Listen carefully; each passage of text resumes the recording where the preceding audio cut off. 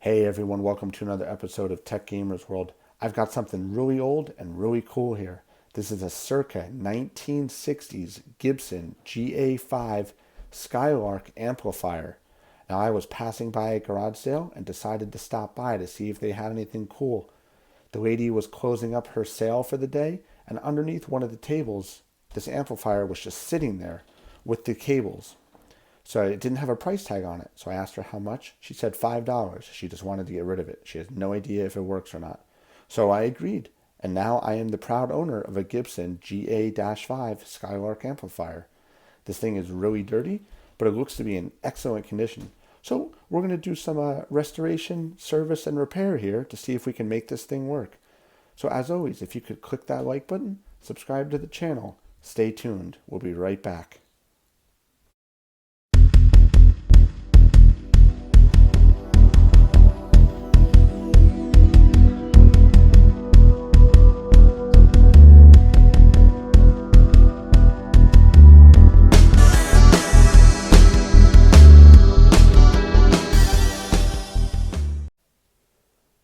Okay everyone, welcome back. So here we have a Gibson GA-5 Skylark amplifier. Now like I said in the introduction to my video, I found this amp at a garage sale and bought it for $5. I have no idea if it works or not, so we're going to go ahead and check it out here. So this is a 1960s style Gibson GA-5 amplifier. Now physically, it looks to be in really good condition. It's got the cable here to connect to your musical instrument. It's got the device you would sit on the floor that has the tremolo and the reverb. You would hit this with your foot when you wanted it to do certain things. So we'll go ahead and put that to the side for now. See if I can get this out here. Yeah, it came out. I've seen these before, usually they're rusted in. Now, taking a look at this amplifier here. Let's go ahead and spin it around. You can see it's a Skylark GA-5. It says Gibson Electronics, division of Gibson Inc., Kalamazoo, Michigan. That's where it was made. It's got a 1.5 amp fuse. Let's see if the fuse is actually still in it here. It is. I know it's hard to see, but the fuse is intact. It is not separated or broken. The inside here looks pretty good. So let's go ahead and we'll put this very carefully off to the side here. So we can see on the back here, underneath, it says, it's hard to see, I know, it says 117 volts, 60 cycles, 6 amp. So this will still work with modern day house power. House power is still 60 cycles for the hertz. That has not changed. Here is a serial number. It says A007341. It's written right here. It's a little hard to see in the video. So let's see what else we've got going on inside here. There's no dead animals in it. That's good. Oh, wow. It has the actual original wiring schematic here with the numbers listed on it, showing the model.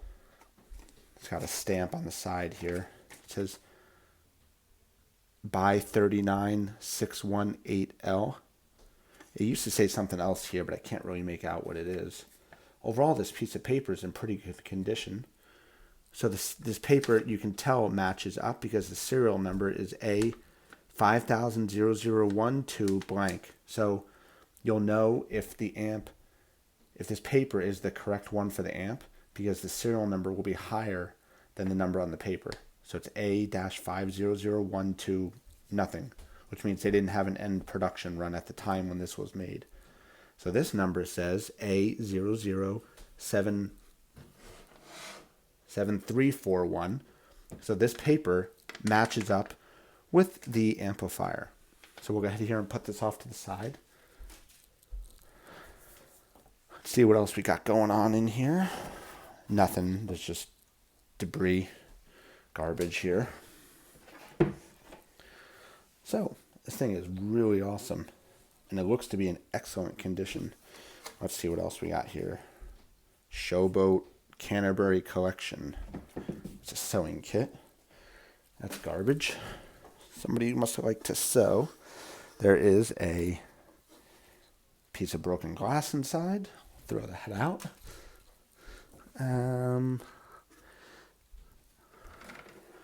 So let's go ahead here and flip it back around. We'll start at the front. So this particular model amp is a GA-5.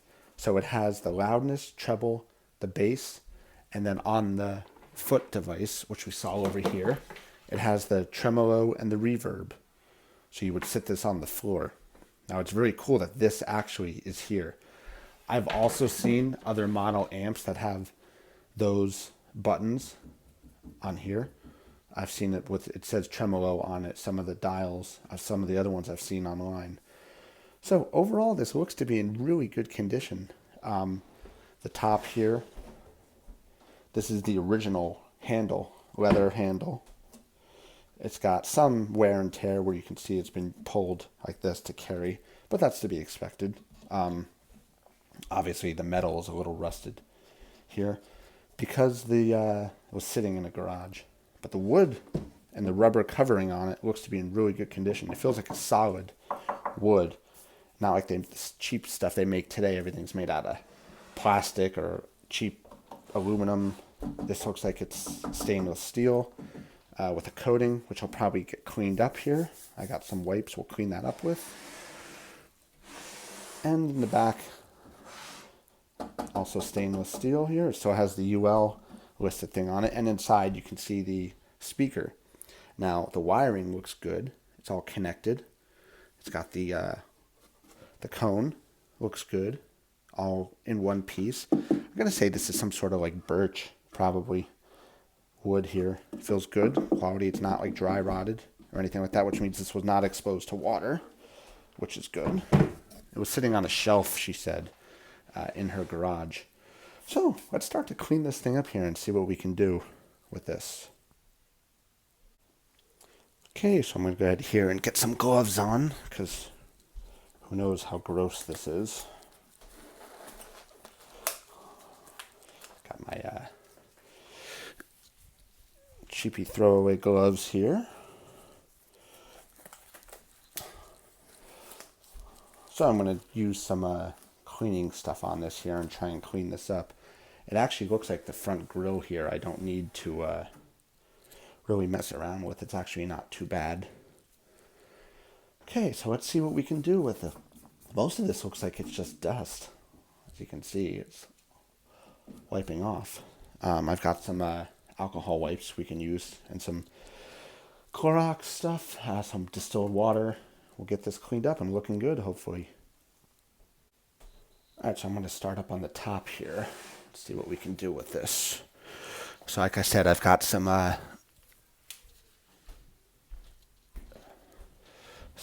water here I can use.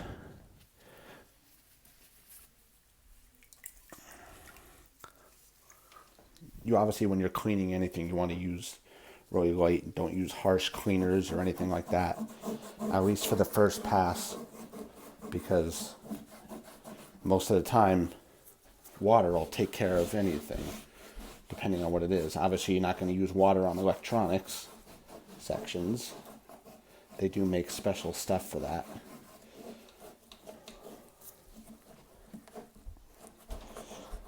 It's actually coming pretty clean.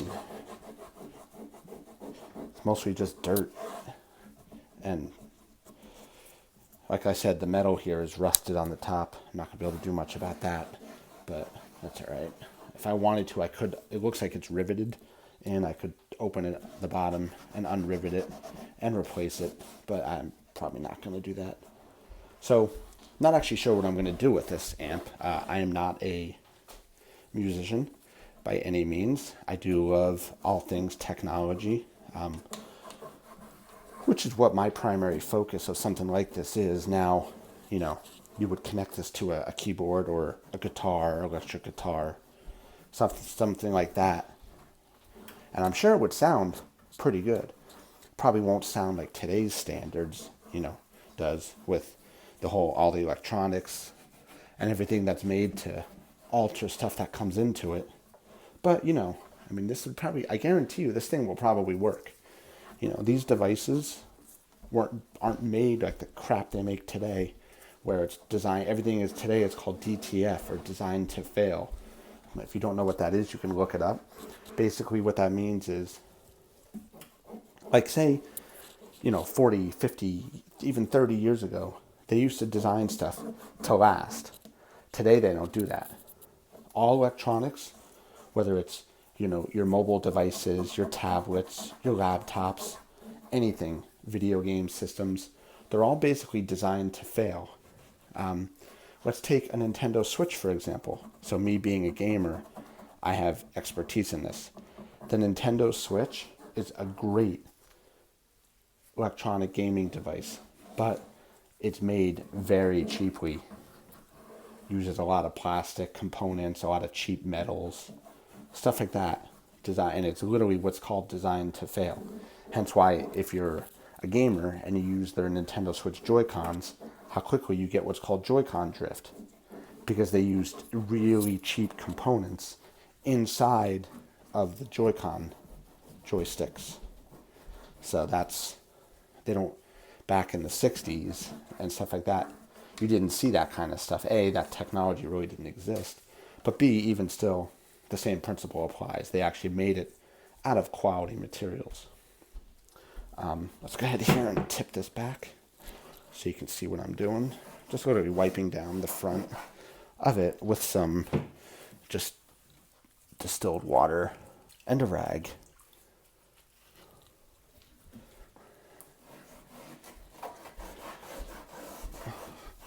This thing is in such good condition. I mean, look at the front of this. It's a little, faded from sitting, but overall, I mean, it's in perfect condition.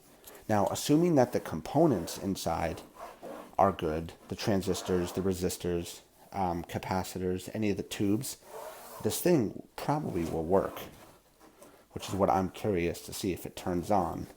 Unfortunately, I don't have a way to, test the sound coming out of it. I don't have any musical instruments that would plug into it, but we'll see.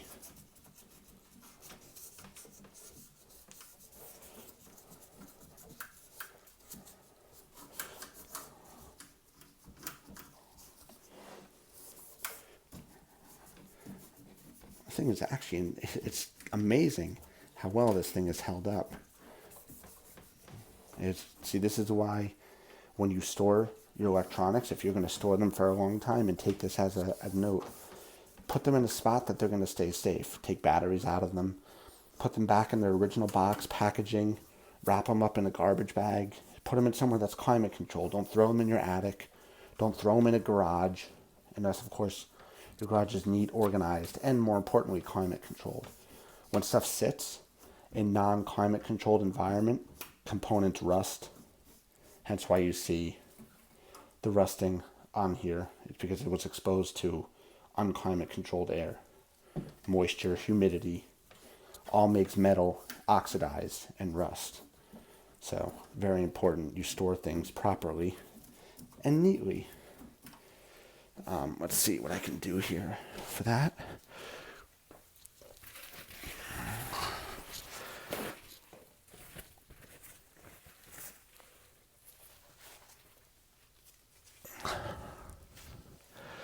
Go ahead and put that on the side here.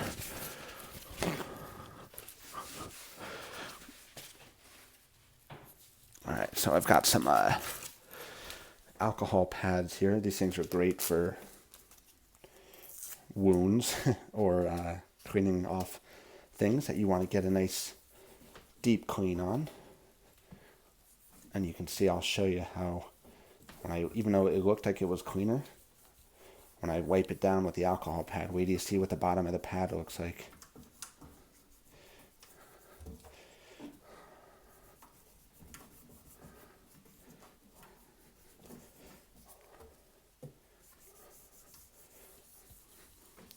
See, take a look at that grossness. We'll put that off to the side here.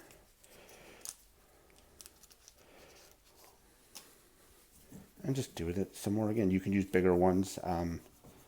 if you have Clorox wipes, you can do, stuff like that. Obviously, you want to be careful around any electronic parts. Don't use these around, stuff that shouldn't get wet or chemicals on it. But the stainless steel here, these are great for. It won't take the finish off, and it'll just get it nice and clean. Because I want to get rid of the smell that this has and make it a little more stylish. Cleaned up here. I'm not sure what I'm going to do with this yet.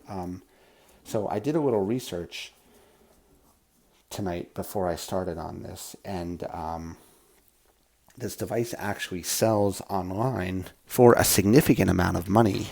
You see them anywhere from $400 up to $600. There are some of the GA-5Ts or GA-T5s. I've seen some of those that have an extra knob here.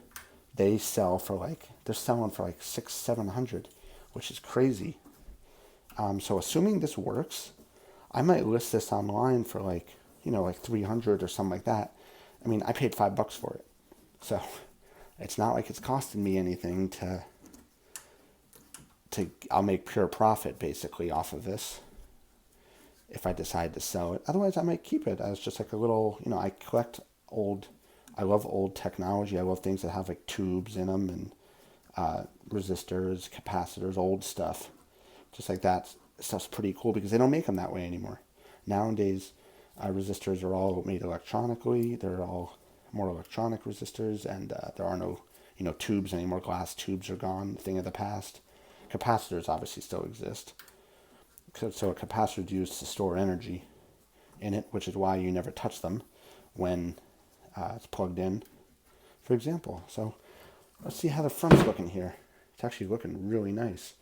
Other than if this wasn't like the stainless steel wasn't a little, just like permanently dirty. Like there's nothing I'm gonna be able to do about some of this black. Like you can see it here. I'm not gonna be able to do much about that. But this, I mean, other than this one spot down here, which has some, I don't know if it's just rust or dirt. Let's see if I can try and clean it. I'm not sure it's gonna come clean. Probably not. But I mean, aside from that, this is really nice looking already. I mean, look how much different it looks now. So let's go ahead here and switch to the non-exciting part of the side. Go ahead here and just get some more water.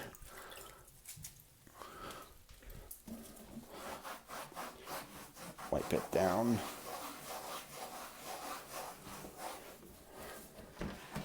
Now the back. Actually, you know what? Let's do this other side first. So there's the power cord. I'll just move that.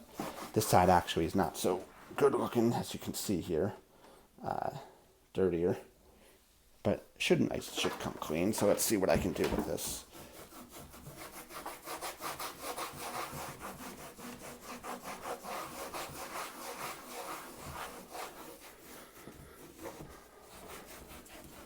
Let's see how that came out. Yeah, wow, yeah. It's actually looking like...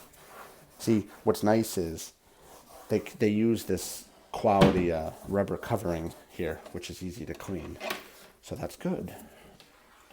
So let's work on the back here.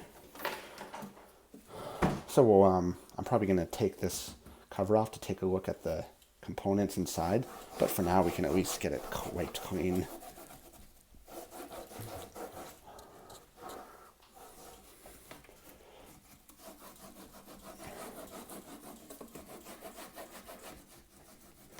This thing is actually this thing is in superb condition. It's literally just dirty. I'm gonna go on a limb here and say that I bet you, if I plug this in, I bet you it's gonna turn right on like it was the 1960s. So, I mean, you've got to obviously be super careful when you plug in old stuff, like really old stuff, because the components inside could be damaged, not functional anymore.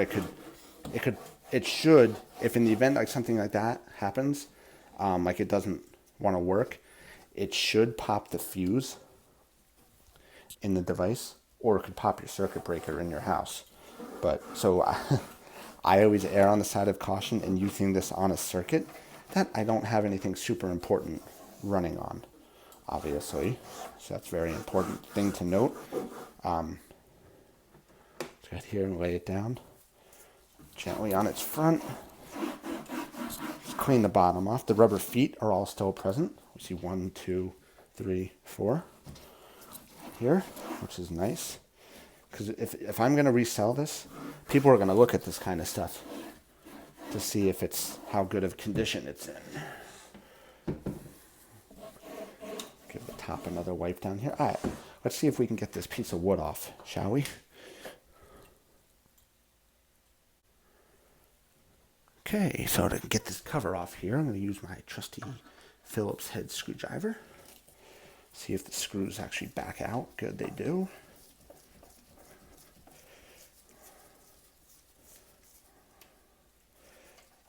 So they're 1-inch screws here. Just your standard Phillips head screw. Now, if the screws were rusted out, you know, not their original finish, you would want to replace them. But they look to be fine, so I will go ahead and use them again. So, got the cover off here. So, this piece of wood is actually plywood. Piece of plywood with rubber glued and stapled over it. So that's a bit surprising. I thought it was like a birch or something like that. This definitely, the bottom piece is definitely not plywood. This here feels like plywood also. I can actually, let me see. Yeah, it's plywood also. I can see it in there, but that's okay. This is in good condition still. It's not warped, straight, so we want to look at that too. It's important. And let's see what we can do here. Clean up this inside a little bit more here.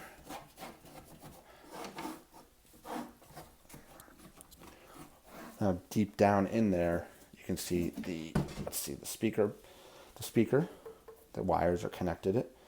The cone looks to be in good condition, so the cone is, you know, this part here, the fabric that vibrates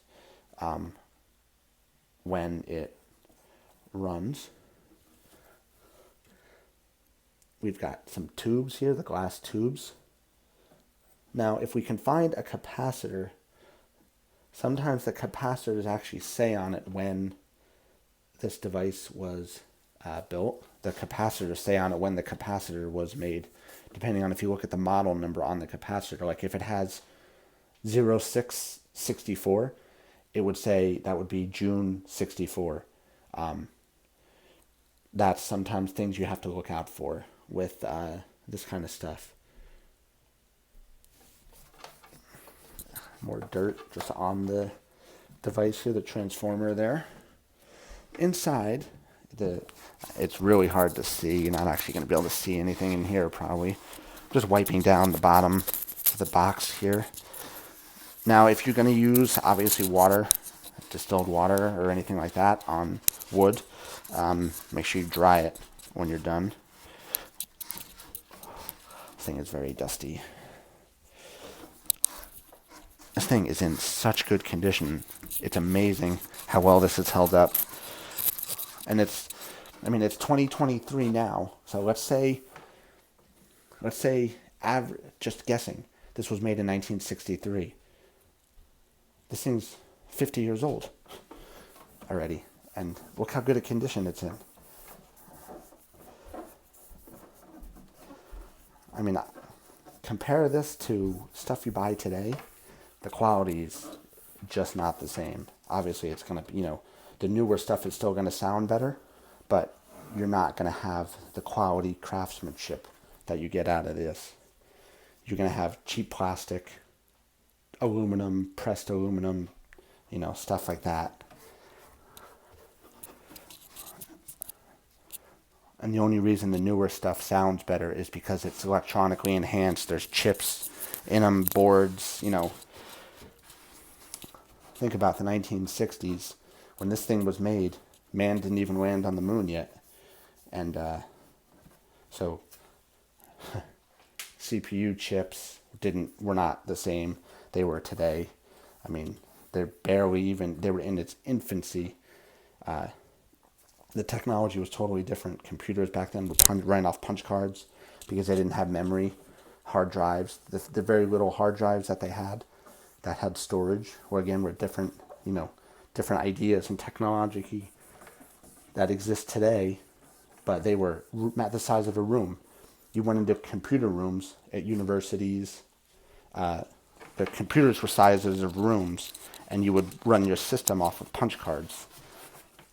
You'd put your program in as a system of a stack of punch cards like this high, and it would run the punch cards into the computer and give the computer instructions, and the computer would kick out output based on those instructions.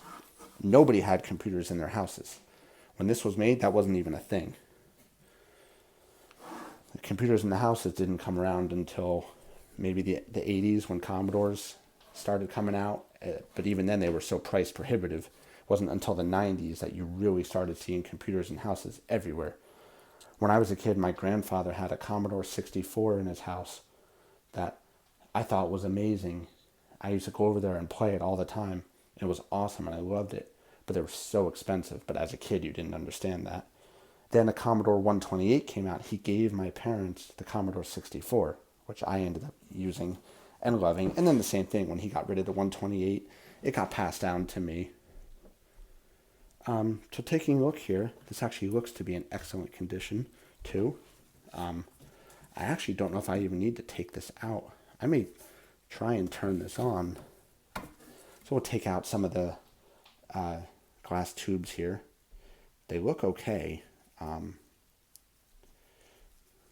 not too worried about them not actually working. They're not cracked. There's some, you could tell they've been used because the you can see where the mark is, where the tube, where it glows.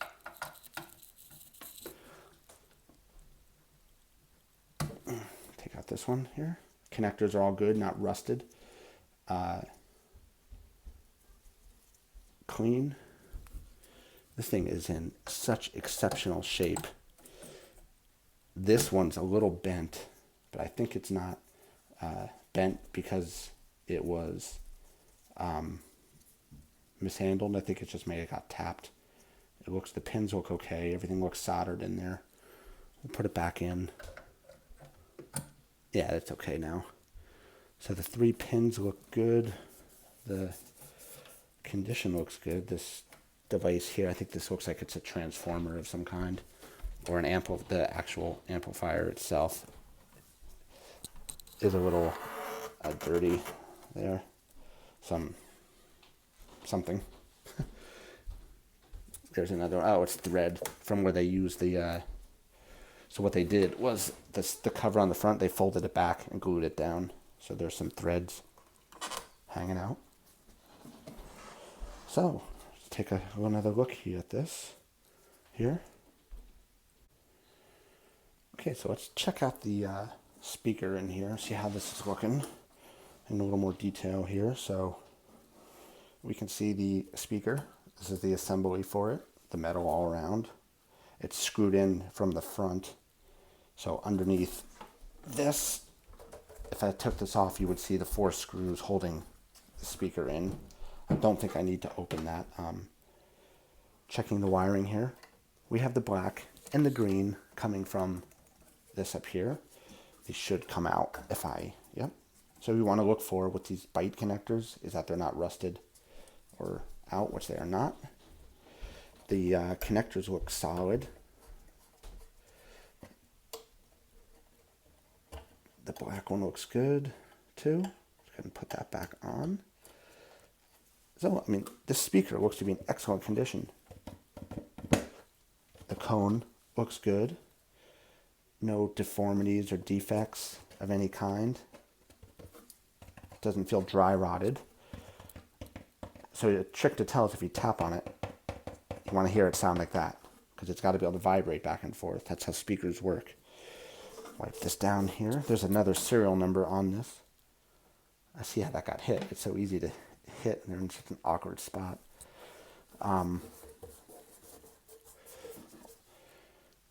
Get a little more of this dirt and debris out of the bottom here. I have a toothbrush actually I can use if I need it. This thing is in such good condition. I think this thing's going to fire right up when we turn it on here. I have a feeling it's going to work. So let's spin it around here, and we'll push this back a little bit and take a look at the plug. So as you can see, this is your standard plug, ground plug. The wire was not a thing in the 60s that I'm aware of. So this is a little dirt. Let's get some bleach wipes here. We can wipe that down with.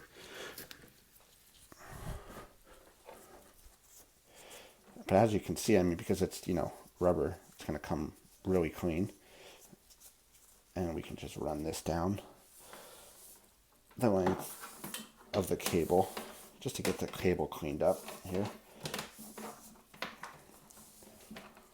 See, we'll take a look at that. Look how clean that looks, though. I mean, it looks like brand new. Go ahead here and just clean off the back side. Do it one more time. And for good measure, we'll do it one more time with another wipe here.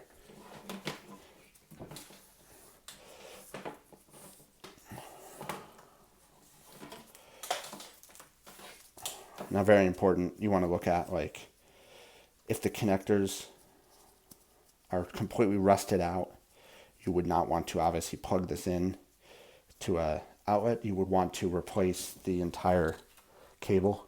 That's what they would do. They would open it, find out where it's connected inside, and replace it. But this looks to be in perfect condition. I don't see any cuts, nicks, abrasions, anything like that. Looks to be in good condition.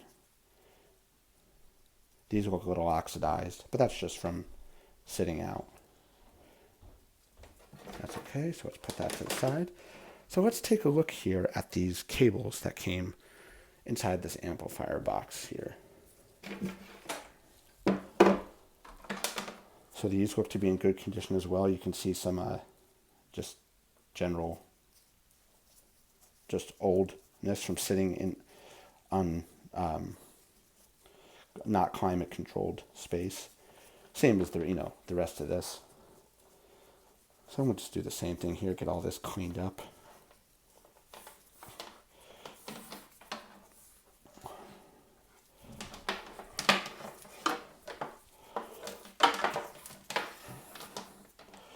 Overall, though, I mean, like I said, you've heard me say this a few times now, this thing is in 100% superb condition. So I'm just running, look how dirty that wipe is. Grab another one here. Now, if you're going to sell something like this, the more you have of it, the better. If you have the original stuff, it goes a long way in its resale value. Like if I can say I've got the thing for the floor, that's going to help sell it versus someone who doesn't have that, or it's missing a knob, or it's missing, anything like that. Let's go ahead here and just give this one more clean down.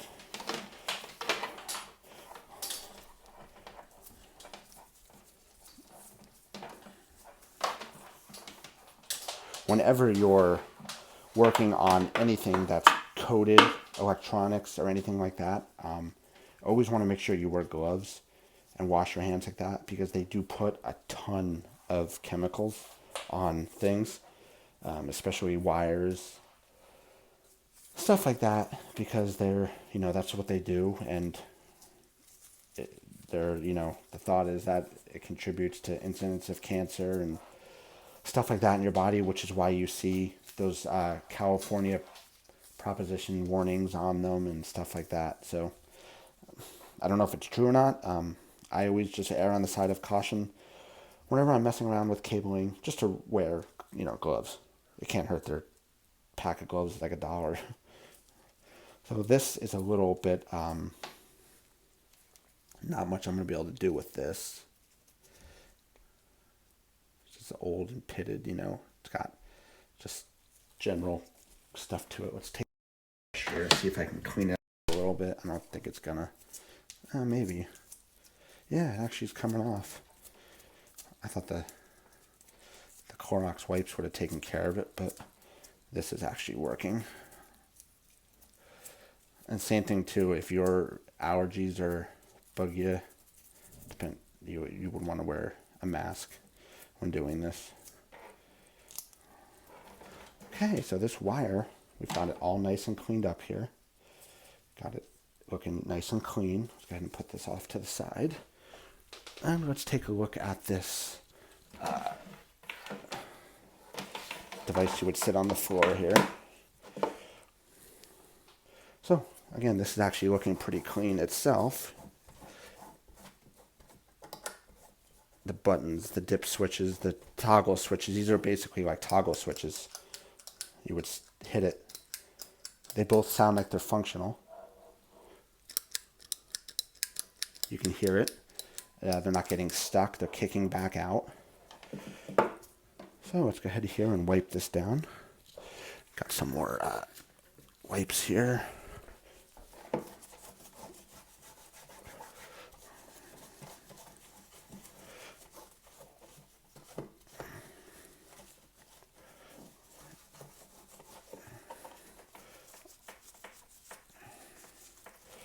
Now, like I was saying, here's a perfect example of that. You see these screws, Phillips head screw here, totally rusted out.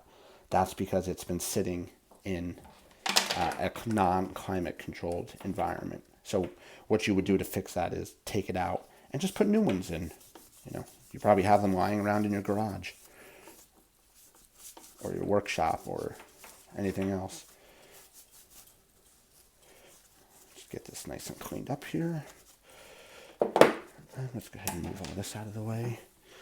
Move the screws to the back piece of wood. And let's get some paper towels here.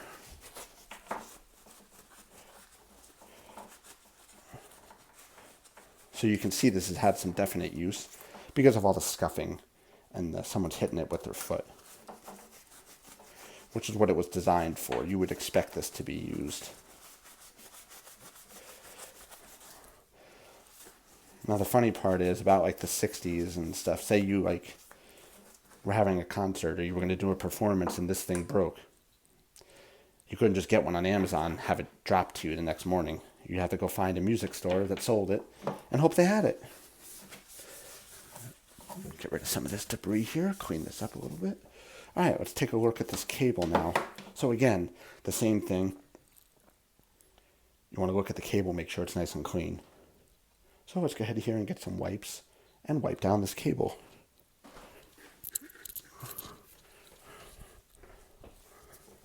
And you want to check for broken, the covering is not broken, frayed, burnt, you know, anything like that, crimped. It looks okay, it's just debris, dirt there. I'll do probably 2 or 3 passes on this. And again, you want to look at the end to see how badly it's corroded. This one is not either, which is nice. So we'll just wipe it down here. Do one more pass through on it.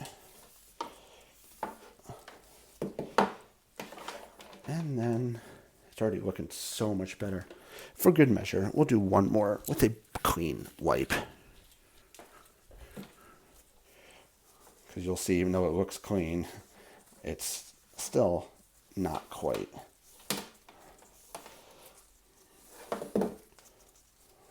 See what I mean? Not that bad, but not that good either. But nice and clean now. So let's just go ahead here and wipe down this. Okay, so I think I'm curious to turn this on and see if it works. So before we do that, let's go ahead and reassemble everything here.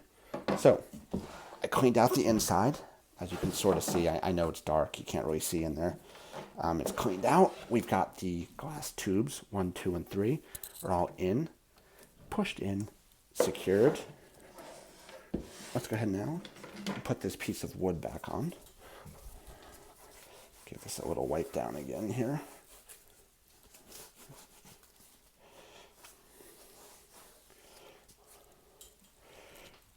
All right, so to put our piece of wood back on, we're just going to place it in there. Now you can tell that this is not warped or broken because the piece stays. If it was bent or stretched or anything dropped, it would probably be something like this. But this one is in excellent condition. Good here. Set the screws back in, starting on the back left side.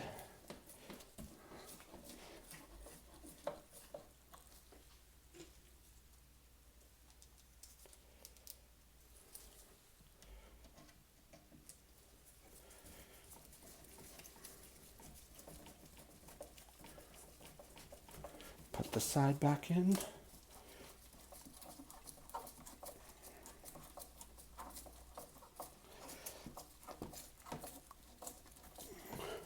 All right.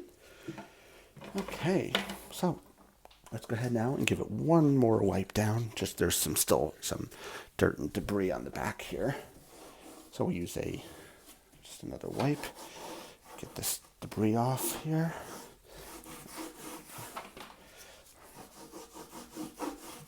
It's always good to wipe down everything as good as you can, just to make it look the best you possibly can. Like I said, you're not going to be able to get it perfect, and then if you want to get in there, a toothbrush is amazing for this kind of stuff. Just any leftover toothbrush.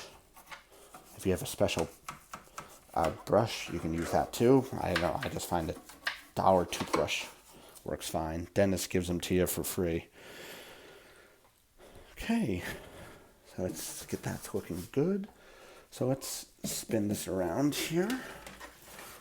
So there we have it. I mean, this thing is looking really good compared to what I started with before. It was covered with dust and dirt and debris and all that good stuff. Let's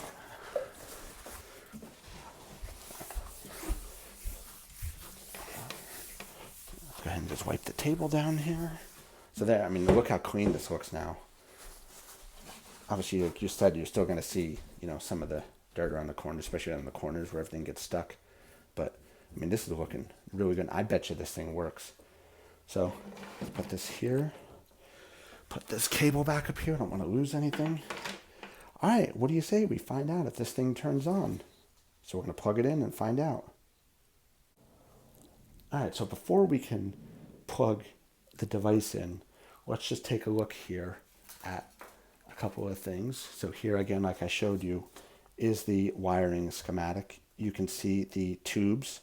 They show you the locations. I know it's hard to see a little bit, but you can see the tube locations right here. Shows the different resistors, their ohms, and the resistance, and stuff like that. Having this paper is awesome. The power transformer, output transformer, PP driver, transformer, switch, pilot light, diode, control, speaker. So you would use this if you had to isolate a part of the circuit and replace something. So I'm going to probably glue this back inside here. All right, so before we can turn this thing back on, we got to get this fuse back in. So this is a fuse that goes inside of the device. So taking a look, the mount for it looks good. The fuse itself looks okay. It's a little rusted, but I think it should be all right.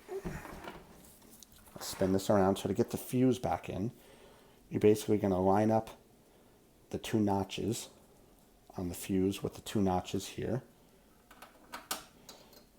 Whoops, see, it popped out. You gotta put it in and twist. So the fuse is in. Now if you're like me, you want it to be in read the correct way. So there we go. So it shows you fuse 1.5 amp. All right, I am excited to plug this in and see if it works. Well, I plugged it in, it didn't blow up, and it does not work. Okay, So we're going to have to do a little more troubleshooting here to see why it doesn't work. We'll probably have to open up the inside, but we can do that on the next video. Let me just, for the heck of it, take the fuse out one more time.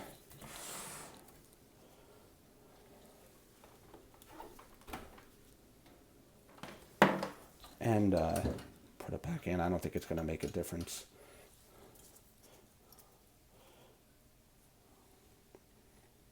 The fuse, the wire's in there. So this fuse is good.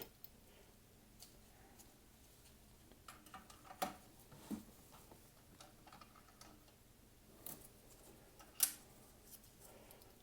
don't think that the fuse is the problem. I think it's the internal components are going to need some work. I was bummed. I was hoping it was going to turn on. It tried. You saw that flash there.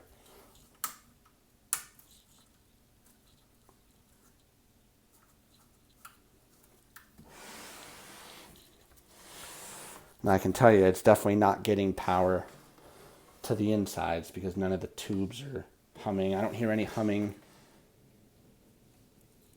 Nope, I don't hear any humming or anything like that.